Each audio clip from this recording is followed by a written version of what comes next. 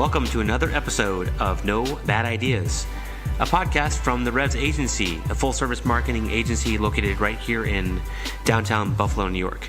I am your host, Mitch Mirsky, and today I'm very excited because we have a special guest in the name of Dana Santasiero. Dana is one of our account executives here at the Revs agency, and she was nice enough to come on and join us to talk about work-life balance.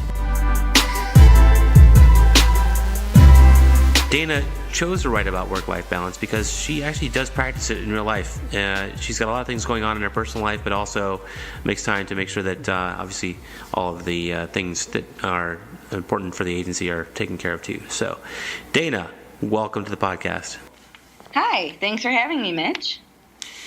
My pleasure. So just jumping right into it, I think we all went around the office and talked about what subject matters we would address on our blog posts and our podcasts, and you seem to be the right person to talk about work-life balance because it seems like you have lots of things going on, in your personal life, but also are able to kind of manage that as well as what's going on at work. So do you just want to get into maybe, give us about your background and what your role is at the agency?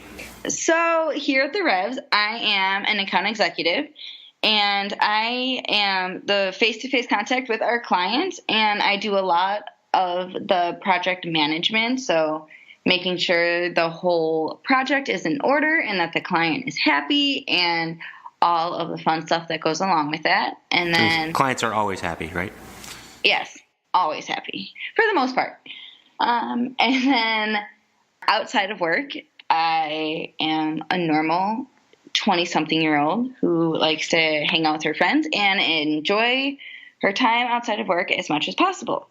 When I'm not in the office or when I'm not teaching a cycling class at the YMCA. And luckily, I teach at 5:30 in the morning, so that really doesn't cut into my personal life too much, except for I go to bed at 8 o'clock every day.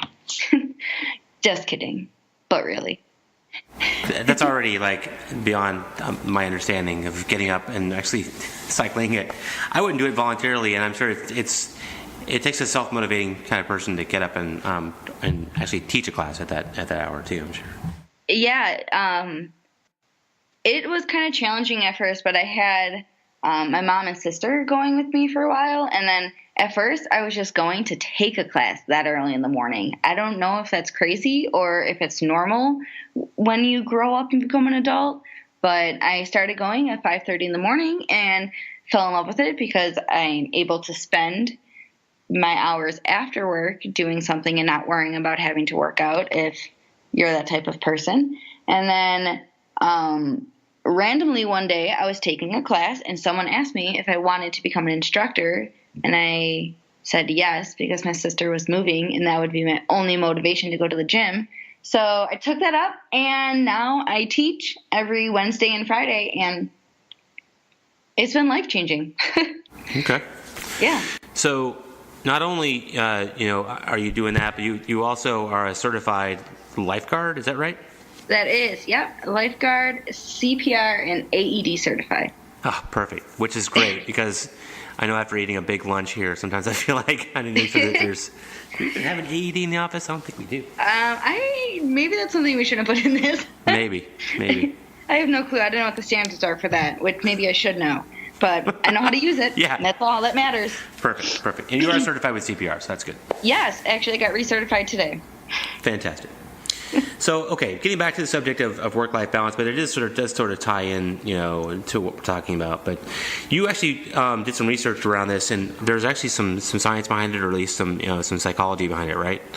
Yes. What are some ways to kind of make sure that you're doing the right things to leave work at work and leave home at home? Right. So after researching it, I came across a list of 5 steps, I would say, to help you achieve work-life balance. The first one would be to learning how to let go. And I think we all can relate to this one in some way. Not saying we're all perfectionists, but we want to get something done the way we like it, or it's up to our standards. And sometimes that's just not possible at work. You can't be in control of everything. Some people also are involved with your project. And if they're not available at that moment, you just need to learn to let go. Basically, if it's at the end of the day, the project's not done, it's okay. You can come into work tomorrow and work on it first thing. Like, you don't have to stress about it going into the night and worrying about it overnight into the next day or even during the weekend, because sometimes it is out of your control.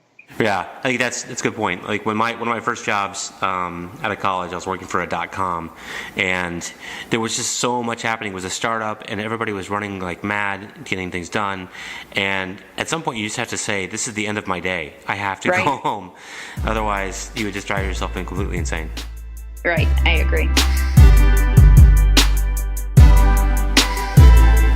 And that leads into the next one, boundaries. So learning to let go blends perfectly with boundaries. And a good example of that is having a laptop for work. I didn't used to have one when I first started here at the Revs, and now I finally do. So that means I can basically take my work home with me.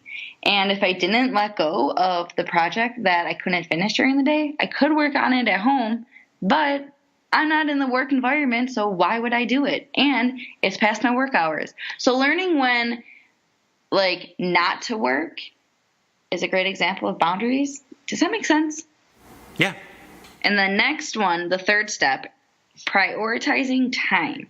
This one, I would say, is almost the hardest one to do if you haven't learned it like throughout high school, college, and just life in general.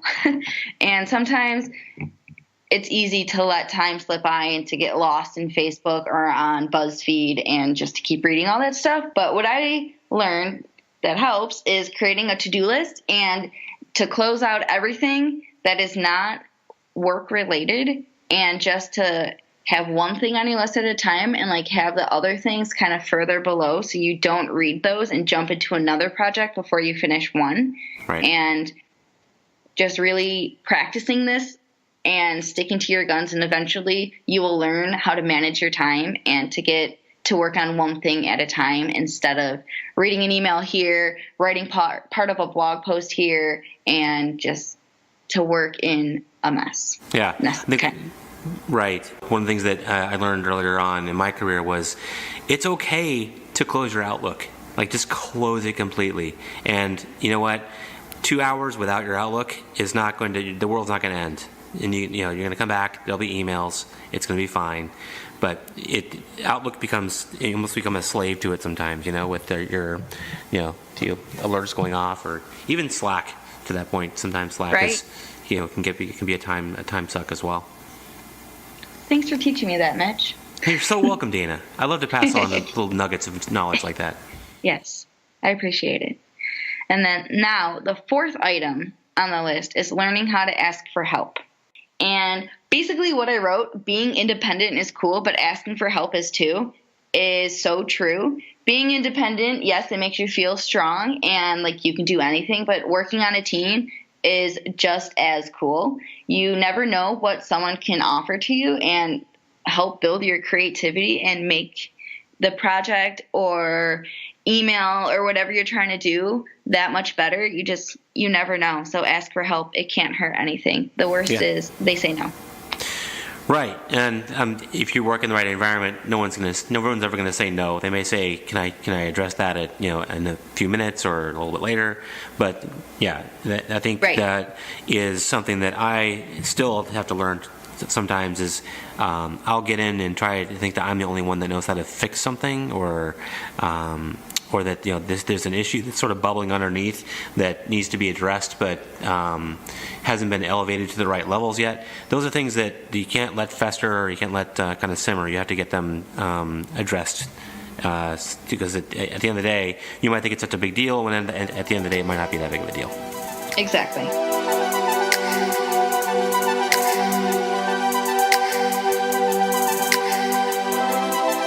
So, last but not least, being selfish about me time. So this is what? PTO? Vacation days? Sick days? Okay, so when you start your job, you get a number of PTO days right from the beginning, and I am a firm believer that you should take every single one of those days. They're given to you for a reason. You need to take time off of work and have time just for you and your outside life. So all in all, always take your PTO days, even if you have to take a clump here and there or just random days throughout the year to have, let's say, a treat yourself day. That's okay, as long as you get all of your work done and you know what you're doing.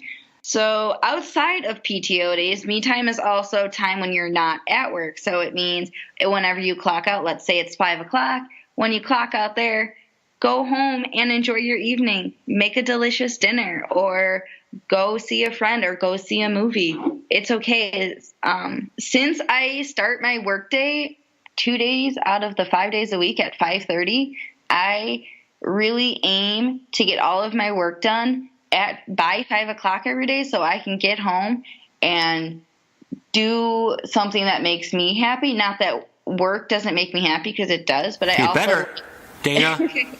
I also love to be outside and hang out with a few dogs here and there or go swimming, something that is not work related whatsoever, and it just can clear your mind and just make sure you stay sane in the marketing world. Right. Yeah, you got to do it.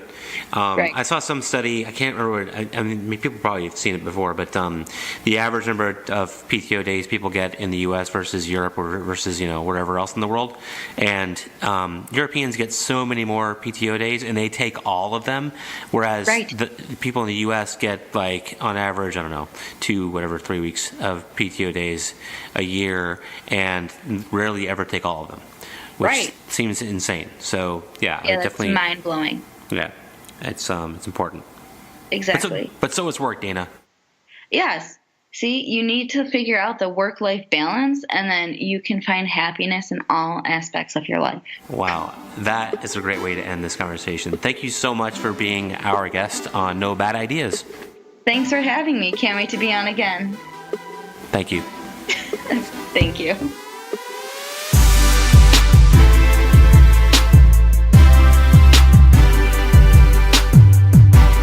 That'll do it for another episode of No Bad Ideas. Thanks so much for listening. If you wouldn't mind, go over to iTunes and give us a 5-star review. It certainly helps people discover our little podcast. If you need more information about the article that Dana wrote on work-life balance, you can find that at our website at therevsagency.com. And give us a follow on social media if you want. We're everywhere you would imagine we'd be at the Revs Agency. Take care.